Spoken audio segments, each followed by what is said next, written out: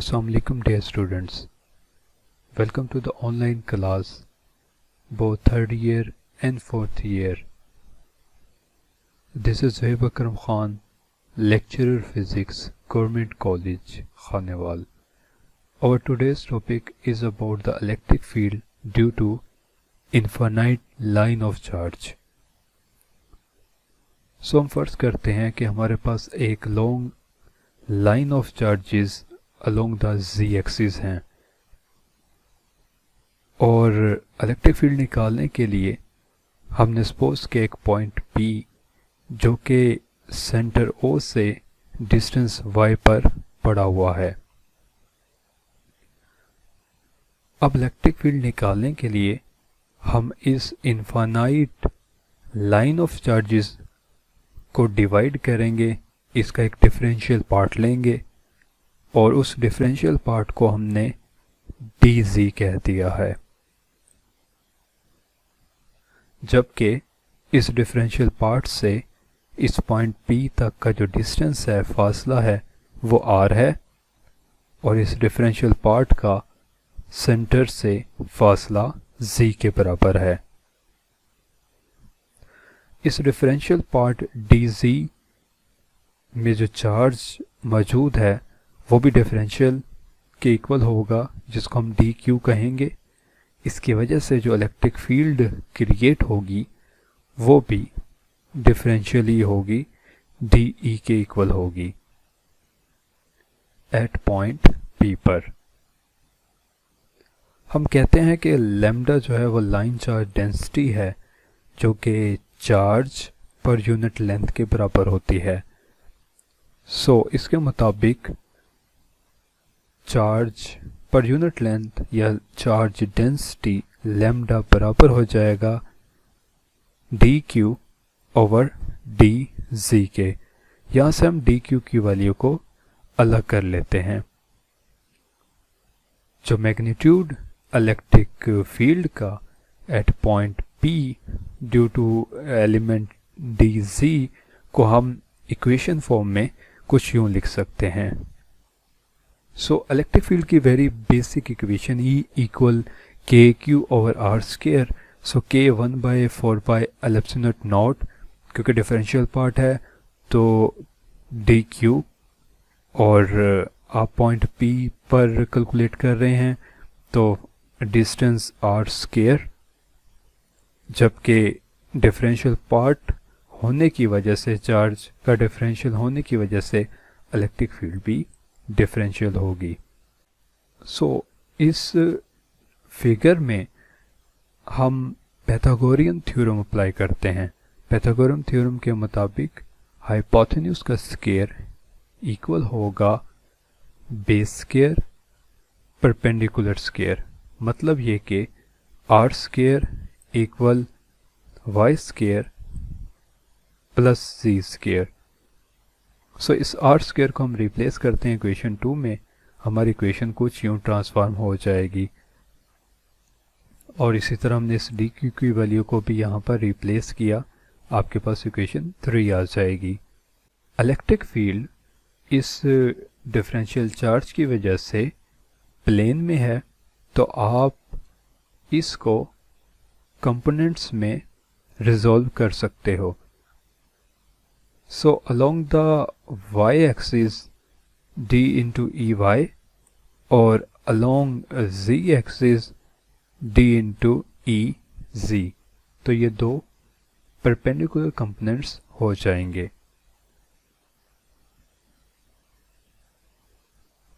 सो हमने रिजॉल्व कर दिया dE को उसके रेक्टेंगुलर कंपोनेंट्स में।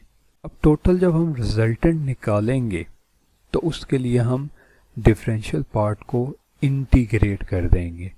सो इंटीग्रेट करेंगे कहाँ से कहाँ तक, क्योंकि इनफाइनाइट लाइन ऑफ चार्ज है तो इनफाइनाइट के लिए आप माइनस इन्फिनिटी से स्टार्ट करके प्लस इन्फिनिटी तक इसको इंटीग्रेट करेंगे, तो आपके पास इस तमाम इनफाइनाइट लाइन ऑफ चार्ज का इलेक्ट्रिक फील्ड निकल आएगा। इन्फिनिटी से पॉजिटिव इन्फिनिटी और d into cos of theta. Similarly E z के लिए माइनस इन्फिनिटी से positive infinity d E sine of theta. जितनी इलेक्ट्रिक फील्ड इस डिफरेंशियल पार्ट की lower side of the line of charge से produce होगी, उतनी ही electric field upper side of the line of charge से प्रोड्यूस होगी। सो इस अपर साइड के लिए अगर हम रिजॉल्व करें differential part of electric field को, तो अगेन आपके पास डी ई वाई और डी ई जी आ जाएगा।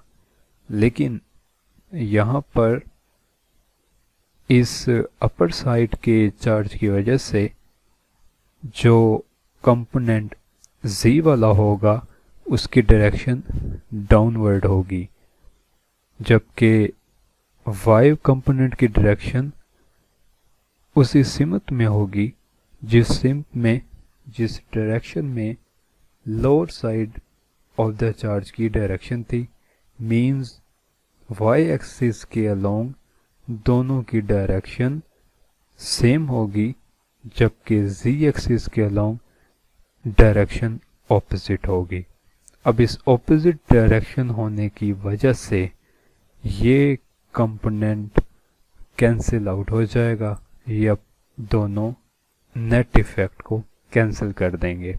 सो डी ई जी डिफरेंट एलिमेंट के सेम डिस्टेंस सेंटर से कैंसिल कर देते हैं ईच अदर को पॉइंट पी पर। तो कंट्रीब्यूशन जिसकी वजह से इलेक्ट्रिक फील्ड होगी वो ई वाई कंपोनेंट रह जाएगा। अब E Y component half upper side पर है लाइन ऑफ चार्ज के और हाफ लोअर साइड पर है, जिस वजह से आप अब इक्वेशन 4 को मज़ीद रिजॉल्व करोगे। सो इक्वेशन 4 को हम दोबारा से लिख लेते हैं।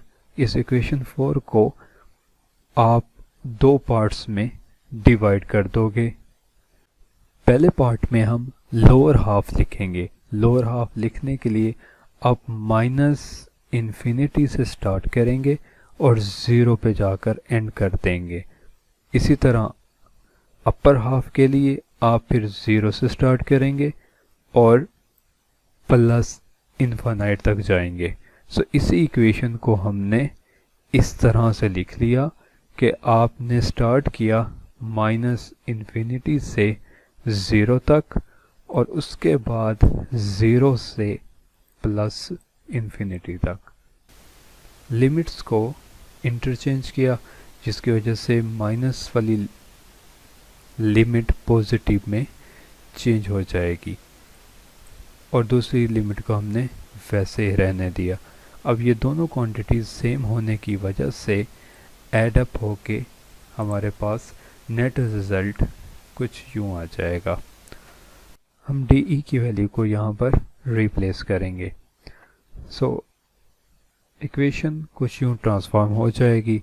नेट रिजल्ट इलेक्ट्रिक फील्ड का इक्वेशन 7 की फॉर्म में आ जाएगा। अब इसको सोल्व करने के लिए हम अगेन ट्रिग्नोमेट्रिक का सहारा लेते हैं। तो इस फिगर के मुताबिक अगर मैं यहाँ से tan ऑफ थीटा निकालना चाहूँ तो tan theta perpendicular over base हुआ करता है। सो परपेंडिकुलर z की इक्वल है, बेस y की इक्वल है, तो tan ऑफ थीटा आ जाएगा z ओवर y। हम z की फॉर्म में लिखते हैं। इसी को एक बार हम स्केयर करके भी लिख लेते हैं। इस इक्वेशन का हम डेरिवेटिव लेंगे। जब डेरिवेटिव लेंगे तो ये डिफरेंशियल फॉर्म आ जाएगी, जबकि y कांस्टेंट डील होगा और tan of theta second square of theta में कन्वर्ट हो जाएगा बाय फार्मूला और एंगल का डेरिवेटिव डी थीटा आ जाएगा। हमारे पास जो लिमिट्स हैं वो 0 से पॉजिटिव इन्फिनिटी हैं। तो z जब 0 होगा तो tan भी 0 होगा। मतलब ये कि इस z0 का यहाँ पुट करें, आपके पास tan ऑफ थीटा भी 0 ही आएगा। और जब z इन्फानाइट हो तो tan ऑफ थीटा भी इन्फानाइट होगा। यहाँ से थीटा के लिए हम इसको सोल्व करते हैं, तो tan इनवर्स ऑफ 0 0 हुआ करता है और tan इनवर्स ऑफ इन्फिनिटी 90 हुआ करता है। तो अपने ये वेरिएबल्स हम रिप्लेस करते हैं इक्वेशन 7 में, जिसकी वजह से लिमिट्स भी चेंज होंगी। जहाँ पर पहले 0 था वो तो 0 ही रहेगा और इनफाइनाइट की जगह π/2 आ जाएगा। cos ऑफ थीटा dz की जगह मैंने रिप्लेस कर दिया इस इक्वेशन को। Similarly y square plus z square की जगह हमने रिप्लेस कर दिया इस इक्वेशन को। तो फाइनल प्रोडक्ट हमारे पास ये आ जाएगा। अब इस इक्वेशन में y स्क्वायर को हमने कॉमन लिया और बाकी इक्वेशन हमारे पास बची 1 plus tan square of theta. हम जानते हैं कि 1 plus tan square of theta second square of theta के इक्वल होता है। तो इसको रिप्लेस किया, जिसकी वजह से सेकंड स्क्वायर से कैंसिल आउट हो गया। बाकी इक्वेशन हमारे पास कुछ यूं बची। अब इस इक्वेशन में हम इंटीग्रेट करेंगे। जैसे हम इंटीग्रेट करते हैं cos ऑफ थीटा पर, तो इक्वेशन sin ऑफ थीटा में चेंज होगी और लिमिट्स 0 से पाए। सो हम लिमिट्स अप्लाई करेंगे। अब जानते हैं कि sin 90 1 होता है जबकि sin 0 0 होता है। सो फाइनल इक्वेशन हमारे पास इलेक्ट्रिक फील्ड की due to infinite charges, line of charges की वजह से एक डिस्टेंस p पर कुछ यूं होगी। इसको वेक्टर फॉर्म में लिखते हैं। तो वेक्टर फॉर्म में लिखने के लिए यूनिट वेक्टर से दोनों साइड पर मल्टीप्लाई किया, सो आपके पास ये वेक्टर फॉर्म आ जाएगी। अगर पॉइंट p x डिस्टेंस पे लाई कर रहा होता, वहाँ पर हमारे पास डिस्टेंस y है। अगर ये x होता तो यही इक्वेशन रिजल्ट यही आएगा आपके पास। फ़र्क क्या होगा, y की जगह x आ जाएगा। सिमिलरली अगर पॉइंट P लिया जाए प्लेन में जो कि XY प्लेन में हो, तो रिज़ल्ट क्या होगा, तो यहाँ y या x की जगह r आ जाएगा, जहाँ r की वैल्यू प्लेन के लिए x square plus y square whole का स्क्वायर रूट हुआ करती है। यहाँ same r unit vector magnitude आपको एक वेक्टर दे रहा है। आपके पास इलेक्ट्रिक फील्ड निकल आएगी किसी भी प्लेन में डिस्टेंस r पर।